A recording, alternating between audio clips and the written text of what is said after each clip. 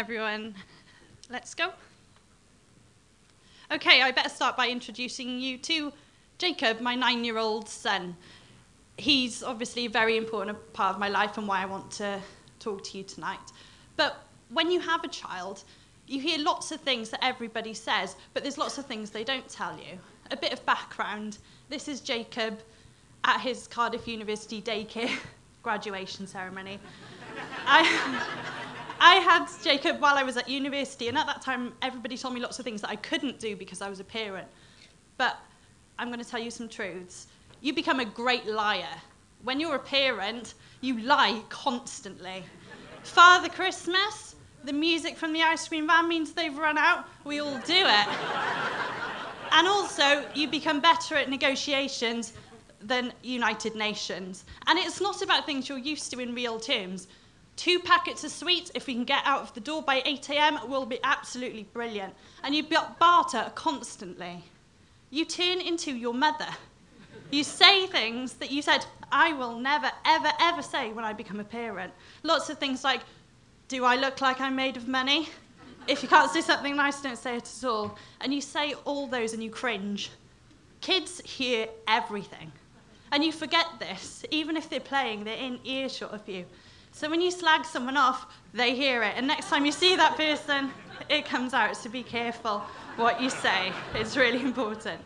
You get to do lots of amazing shit you can't get away with as an adult on your own. Because let's face it, if you're in Disney World on your own, you're really creepy. So you get to go to Legoland, you get to go to Disney, you get to go to soft play areas and prance about.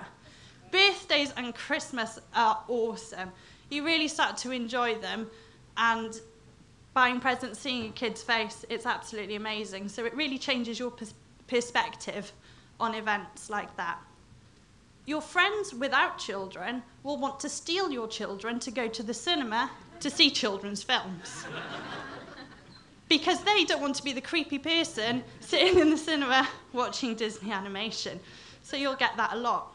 But equally, your friends do not want a daily update on how your children are doing for the next 18 years. Otherwise, you face this situation of being removed as a friend. Also, when you have children, you realise that toys are rubbish. You go from having awesome things like dating board games to things like Moshi Monsters, and TV is rubbish. If you have a child, then you know that In the Night Garden is a far less of a programme to Sesame Street that you had when you were a child. Things you love will get broken. It's inevitable. If you give a child a phone, if you put a vase in a living room, it will get broken. You've got to accept this simple fact. Take the lock off the bathroom door. Your privacy is gone for the next 18 years without fail. If you think you can have a quick wee, have a quick shower, just take the lock off. It makes life so much simpler. But at the same time, I'm saying this, we all make mistakes. I'm not up here because I'm a master at parenting.